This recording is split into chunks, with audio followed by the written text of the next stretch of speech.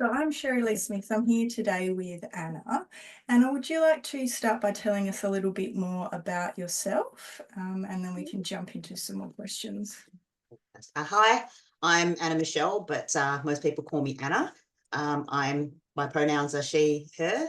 I am a Black person of colour, a migrant woman, variably abled, and proud to live and work on Whadjuk Noongar lands in Perth.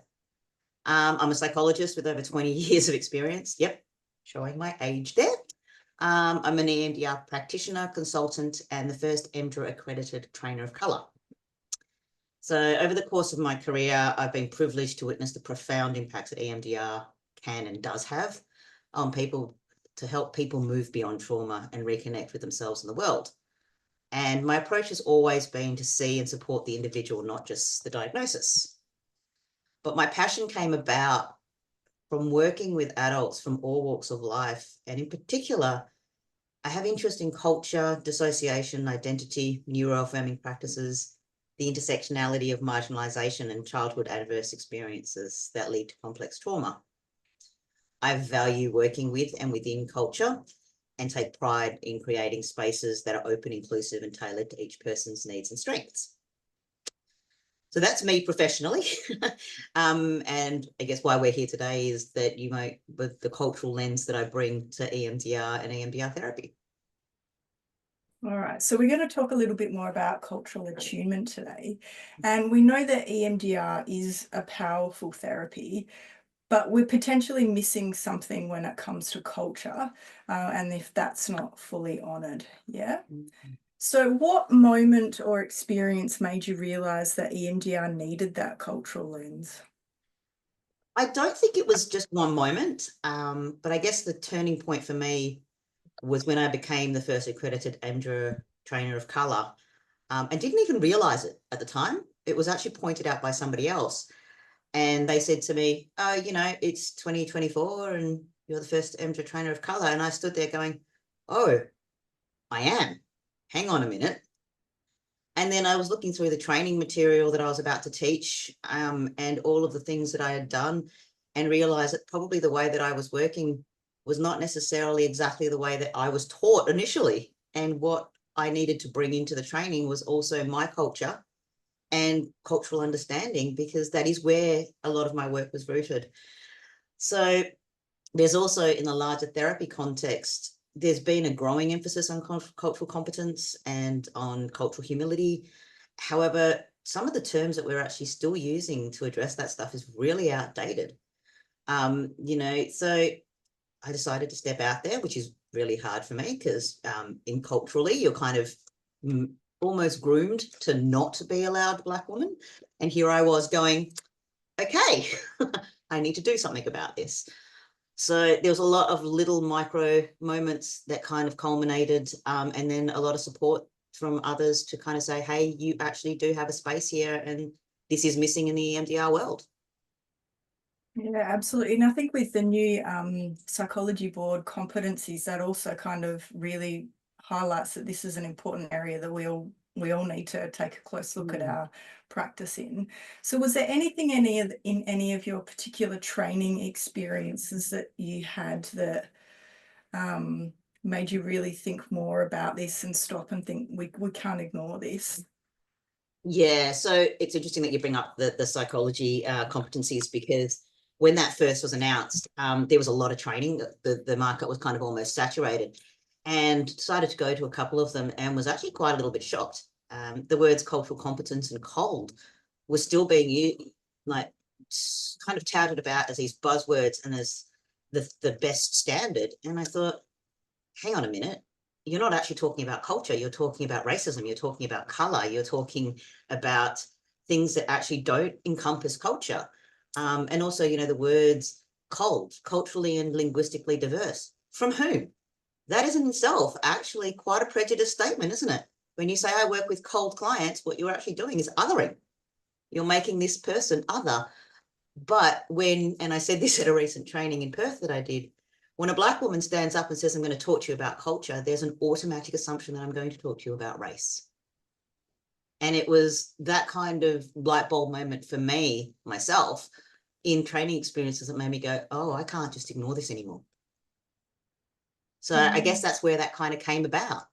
I can't ignore it, so maybe nobody else should be either. Yeah, absolutely. And so what happens in EMDR in particular when culture is overlooked? I guess for me, it's the fact that culture actually dictates and how we grow up, who we are as human beings, and it's the largest part of the human experience that actually gets ignored or overlooked. It's culture is socially constructed, it's consumed, it's interpreted, and every single one of us is a product of our culture, belonging groups, families, schools, and we're constantly being influenced by it, but we're also constantly being marginalized and discriminated, and the racism, everything occurs within culture. And if you were to actually ignore these things and not talk about them in EMDR or in therapy, which, nobody's doing this intentionally, but I think we went to the point where we don't talk about it because it's not okay, but it's actually being ignored now. It's actually been something that kind of gets glossed over, and I'm not racist because I'm not talking about it, or I'm not prejudiced, or, I'm neuroaffirming because I'm not talking about neurotypes. It's actually doing the opposite. It's actually overlooking a huge part of the human experience and the person who's actually in front of you going, here's my experiences. Yeah. So what would then be the unseen cost to the client and the therapeutic relationship, the outcome? Like I think you alluded to it a little bit there, but can you speak to that a little bit more? Yeah. The cost actually became evident to me when I was doing my own work as a client rather than a therapist. And this person, and through no fault of their own, was so intent on finding the right reason, the right image for my negative beliefs and cognitions that they actually ignored what I was trying to tell them about how this was cultural and not necessarily my trauma. And it was, I kind of gave up and went, fine, here, have what you want. And I didn't even do this consciously. And this person was really trying hard to understand where I was coming from, but they didn't ask the right questions. Right. So the unseen cost to me personally was that whilst the actual SUDS was reduced, the distress around what I was working on was reduced, the actual core issue didn't get reduced at all. Didn't get seen. Wasn't actually talked about. Wasn't something that we worked on. Um, you know, I my experiences due to my upbringing, due to the discrimination I faced, being a Black migrant in Australia in the 80s, of all things, it wasn't something that this person knew how to bring up or was comfortable in bringing up. So it was silent. It was kind of a big part of me that was just there, but not something that I was going, here, have this, because I also didn't want to upset them. I didn't know how this would be for them. So the outcome was, whilst, yes, it helped me, there could have been a lot more work that could have been done if that stuff was actually laid out there, if there was Yeah. acknowledgement of it, and if I was given the space to actually talk openly and honestly about it. So I was kind of going, okay, well, how do I make that happen? Um, you know, how do I help others to say it's okay for you to ask these questions? Because I think there's a part there where it's almost giving ourselves and others permission to ask those questions that are uncomfortable, that bring out the most in us. So the cost is that the client can be unseen. There's lots of parts of that can be unseen. Yeah, so you've given us a really good example there of what might happen in a session where the mark is missed a little bit because of the cultural dynamics not being considered. Is there any other examples that that you can give that Yeah. um, I guess one of the biggest things that I find is that we assume that if a person is coming in to see us that we're safe. However, we don't actually ever ask, do we? I do now. I've changed my practice quite a lot in growing my own cultural attunement and my own cultural humility. But, are they comfortable? Are we actually in a body that is uncomfortable for them? Are we in a body or a gender or speaking in a way or acting in a way that actually is unsafe for them? Have we actually explored that? Because there's a lot of assumptions that, oh, well, you've come to see me as a therapist, then you must trust me. You must be okay with me. Actually, no, we're in power privilege dynamic that actually puts them at a disadvantage. Yeah. So yeah. it's about deconstructing some of those things of what can happen when we miss the mark, is that we've actually positioned ourselves in a place where we're the authority. I can't be the authority of your culture. In fact, I know nothing about it until you tell me. And if I don't know anything about it, how much do I actually know about you? Yeah. So safety is probably one of the biggest things that misses the marks when we're not actually looking at cultural dynamics. And I don't mean physical safety or overt safety. Most of us can create a fairly safe environment. I mean the kind of safety where you're actually open to giving parts of yourself that sometimes are so hidden that they're also hidden from you. Yeah, so it comes back to the very core of therapy in general, not just EMDR. Absolutely. Yeah, okay. So what shifts when culture is at the heart of EMDR? It's actually a really interesting question. I think what happens is that it's about authenticity.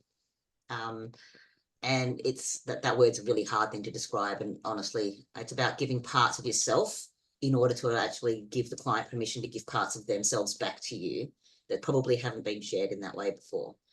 I've had a few people do my training, and one of the feedbacks I got was how much it changed the way that they were able to present themselves in session.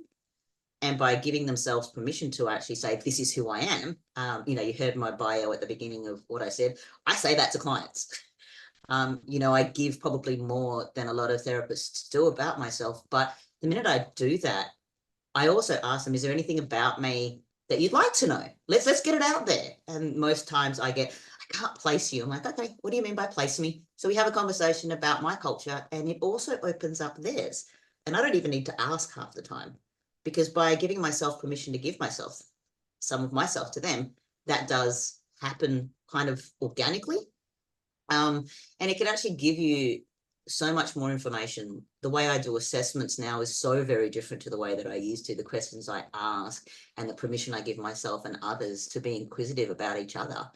I'm not going into details, obviously, about my family or my upbringing or giving any kind of really personal information, but it's information that, in all honesty, helps them to have an understanding of who I am. For somebody, it is important to know that I am a mother.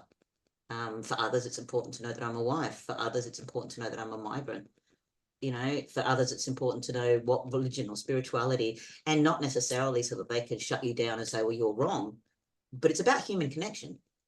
That's all we're looking for. And it also allows us to, interestingly enough, this was also said by another trainee.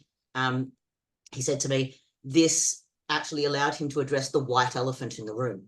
And I had a bit of a giggle, and he said, you have no idea how much that's changed the way I work.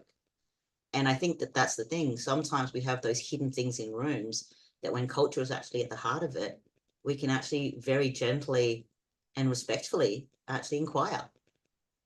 Yeah, so it's almost like just by softening with yourself and sharing a little bit of yourself, it's kind of creating a space that invites the client to do the same sort of thing.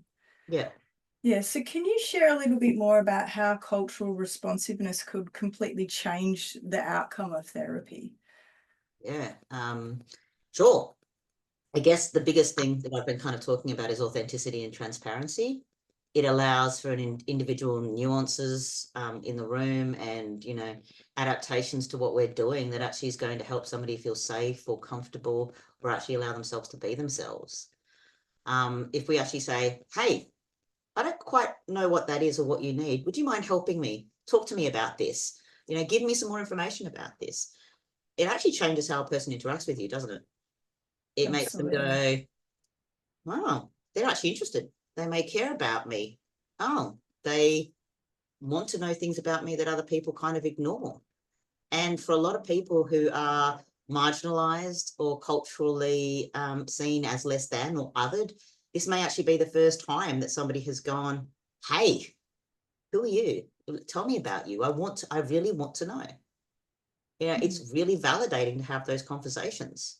So the outcome of therapy may very well be that they have actually been seen for the first time, that it's a very different process for them, that it's a very human process. Because sometimes some therapies can be very cold and clinical. And if we can just change that a little bit and allow for those individual things to happen, who knows what can happen in that therapy room? Yeah, so that curiosity then becomes quite powerful to the therapeutic process. Absolutely. Yeah, okay. So you've talked a little bit about your training and some of the feedback that you've had. So what is it that participants that do your training generally find that they can do differently after doing that training? So the training is kind of a short, sharp introduction into cultural contexts, humility, and I guess I use the word cultural continuum because it's a continuum of learning. It's a continuum of adaptation. It's not stagnant. It's not something that you can just kind of pin in and go, oh, I'm done now, this tick box type thing. But what it actually kind of is hoping to do is make you explore how you do everything from assessment to attunement to safety, so that it's actually comfortable not only for the client, but also for you, because you're a cultural being who is going to be triggered. You're a person who has things about them that actually needs to be in that room too.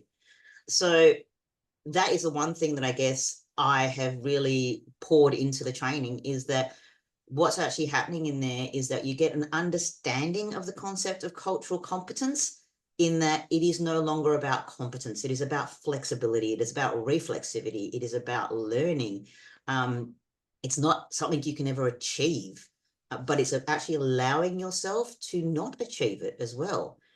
I think that a lot of the time we kind of do this, I've got this accreditation and I've got this thing and I've got this thing, but this is more about, okay, this is an impossible standard. You can't know everything about everything, but that doesn't mean you're useless. It doesn't mean you can't do this. It just means that you can ask all of these questions humbly and actually with a positive inquisition for your client, to actually be able to make sure that you see and hear the person in front of you.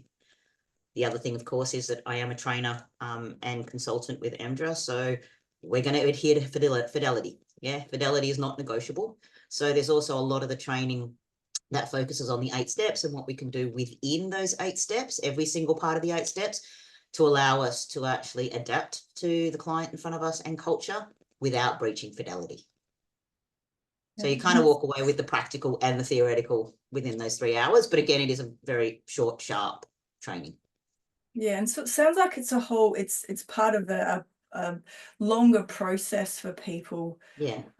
It's not just a lip service to, yep, tick the box for cultural competence. It's actually about potentially changing the way that we're thinking about so many different aspects of that therapy. So I'm curious, what makes your framework different from these kind of tick box cultural competency trainings that we might see? Yeah. Number one, I'm not talking at you. That is not the point of this. It is actually quite small group conversations about what culture means to people. We explore intersectionality, we explore positionality, we explore what cultural belonging actually means, who you are, and giving yourself permission to actually be the therapist that you can be, given your culture. I'm practical in nature too, so you're going to go away with resources, handouts, all of those kinds of things to help you. But this is meant to be an introduction. I could honestly do training for 6 or 7 days straight about culture and all the different things that I've learned and all the things that are out there. But this is supposed to start a conversation and give you practical skills that's actually going to help you understand that there are so many people out there who are able to help you, who are experienced in working with different types of culture, and that culture isn't stagnant and it is not just a tick box approach. It can't be. Yeah. So would you be able to give us a bit of a sneak peek into what it looks like when just one of the 8 phases is adapted? Sure. Depending on which phase you'd like to look at, there's various types of, things that we can do. But one of the things that I love doing is working with bilateral stimulation and messing with it. So in my office right now, there are lots of different things that you can use for bilateral stimulation.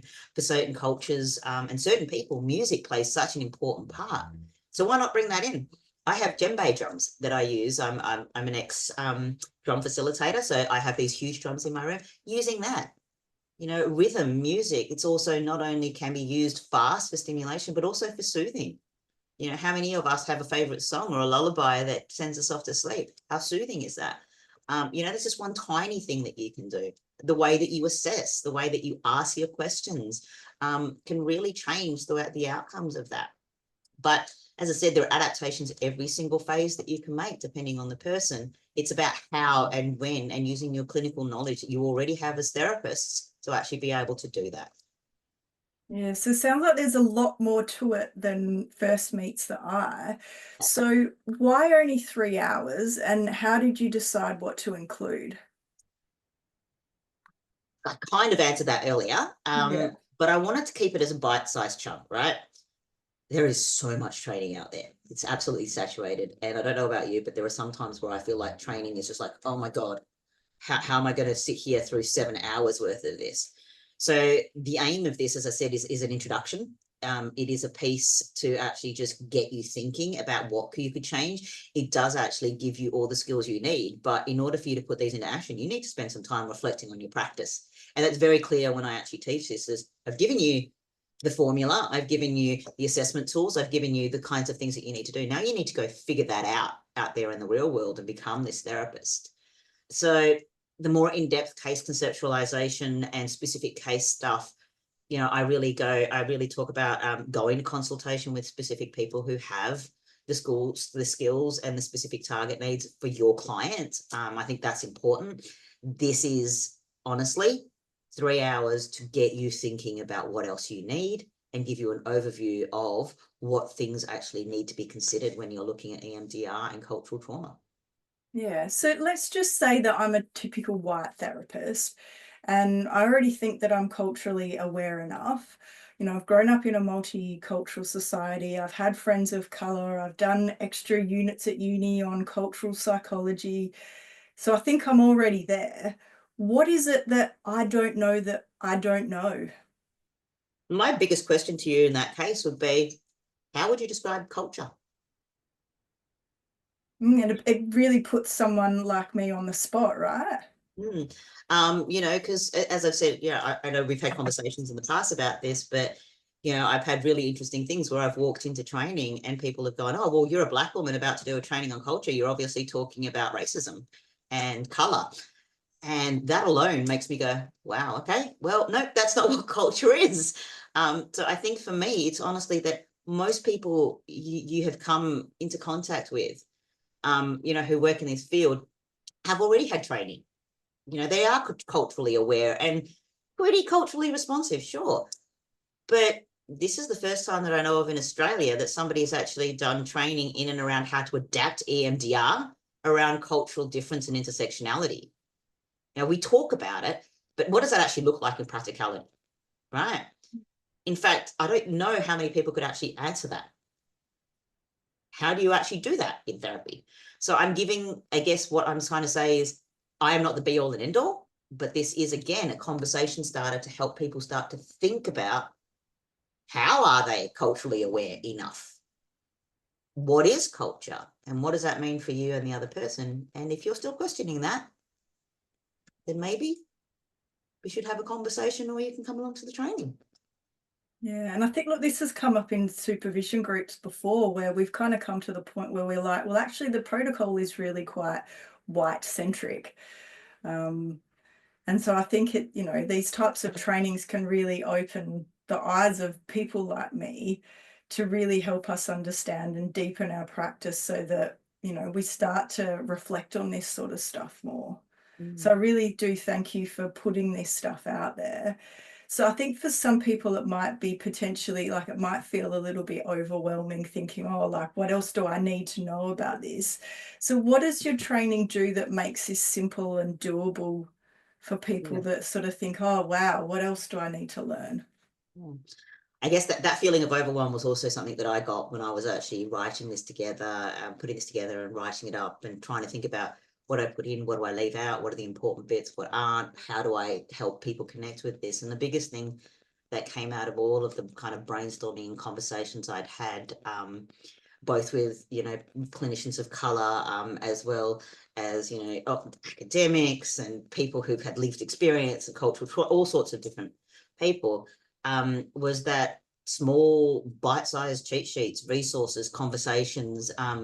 There's a list I give people access to a OneDrive folder where they can actually connect with each other if they have specific conversations about certain types of people. It's also about forming community and understanding that you can reach out, that there isn't one person who has all the information and knowledge. But the training is actually very specifically small group because of the nature of it. And it also increased assists in helping to build safety, allowing people to actually feel connected to each other and reduce that level of overwhelm.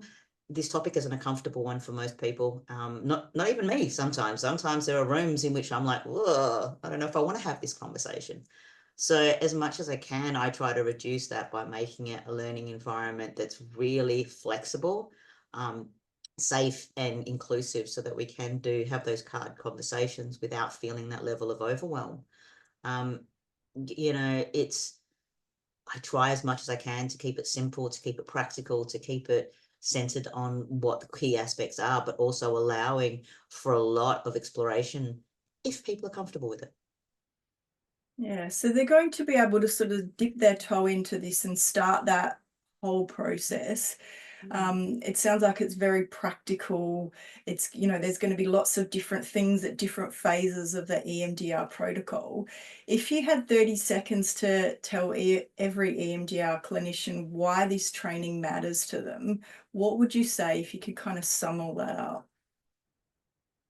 Okay. I guess you are already working with culture, whether you know it or not. You're currently completely immersed in your own culture, and then somebody else comes in there with their culture. But do you actually know what your positionality, your privilege, and your understanding of culture means and how it influences your work? Do you understand how you can actually use those to benefit the client and how you can help them understand their positionality, their privilege, their misrepresentations, their understandings of themselves, the world, and their connection to it? So that is really important. It's not just about the EMDR protocols, which, yes, it is important, and so is fidelity. But at the end of the day, you're already working with culture. So if you're working with it, let's explore it. Yeah, I think you've summed it up really nicely there as a way to, I guess, for us, all of us, to take a closer look at and reflect on our practice. So I'm going to drop the link below for anyone that does want to know more about Anna's training. And also I'll drop her contact details if anyone wants to get in contact with her. Thank you. Thank you very much for joining me.